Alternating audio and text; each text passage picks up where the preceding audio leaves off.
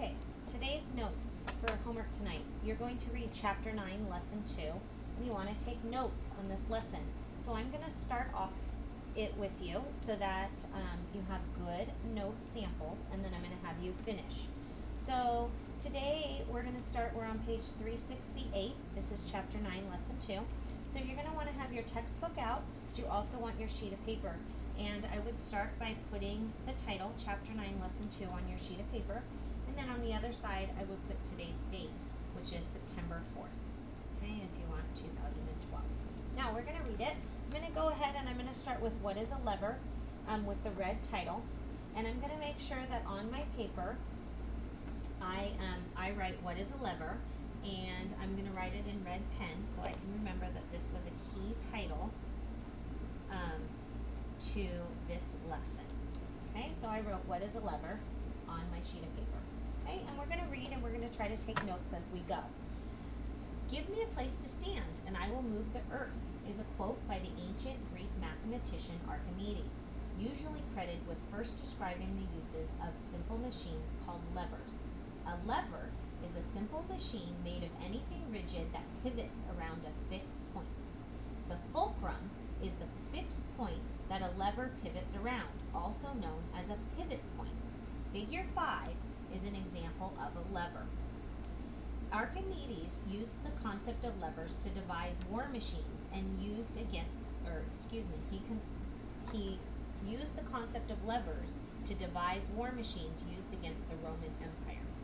We use levers to make work easier. Sometimes levers allow the operator to perform a simple task using less force. Other times, the task can be completed in less time or by moving a shorter distance. By the end of this lesson, you'll be presented with the clues to help you discover why Archimedes said he could move the world.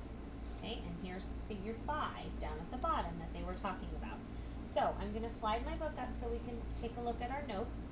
And we want to talk about what is a lever, and we want to talk about the vocabulary. So if you remember, over off to the right, you have that yellow vocabulary box, and you want to make sure that either on your flashcards or on your paper are all your vocabulary and all of your definitions.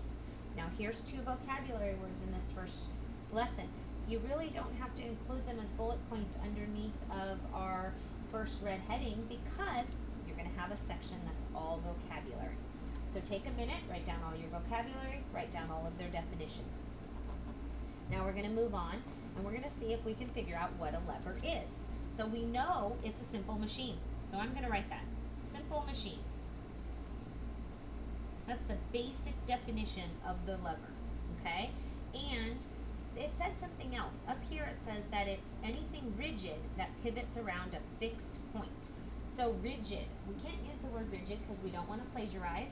So we want to say that it's something hard, okay? It's hard, it's strong, okay? It's stiff, it's not going to break easily, okay? So I'm going to put won't break easily. Now I think you might be having a hard time seeing my paper, so I'm going to zoom out a little bit so you can see my paper. There you go, okay? And the other thing it said about a lever is it gets to that next vocabulary word, fulcrum, okay, which we already know if we wrote down our vocabulary means that it's the point where something pivots, okay? So we want to make sure that we say a lever has a pivot point, and I'm going to write has pivot point. And we know that the pivot point is called a fulcrum, and that's how we use our definition, okay? And figure 5 says that it has an example of a lever. So if you look at figure 5, this picture down here, what do you see? You're going to see a teeter-totter. So there's a pivot point, and I would say it's here. It's the point where the teeter-totter is going to go up and down, and the kids can go up and down. And so this is going to be your fulcrum point, the point where it's going to actually shift from or move from, okay? And now this lever is allowing this girl to lift up the boy higher than she could. If she went over and tried to lift him by her hands, she wouldn't be able to do it. So the lever, this system, is being allowing her to go ahead and lift something that normally she couldn't lift. Okay? And it says levers to make work easy. So I would say that that's something that's important. So levers make work easier. Okay? Now I'm going to switch the page. We're going to come over here to the three classes of levers, and we're going to write that down on our page. So we want to make sure that we copy the red heading, the three classes of levers. Okay? And I'm going to move my paper so we can read it, and then I'll bring my paper back. On a seesaw, the board the two people sit on is the lever. The base that the board rests upon is the fulcrum. Two forces act upon different parts of a lever. A force is a push or pull on an object when it interacts with another object. So I would say let's pull some important things out of there. So a seesaw was the people going up and down. We talked about it being a lever. We already talked about that. The base that the board rests upon is the fulcrum. So it's this piece here, okay?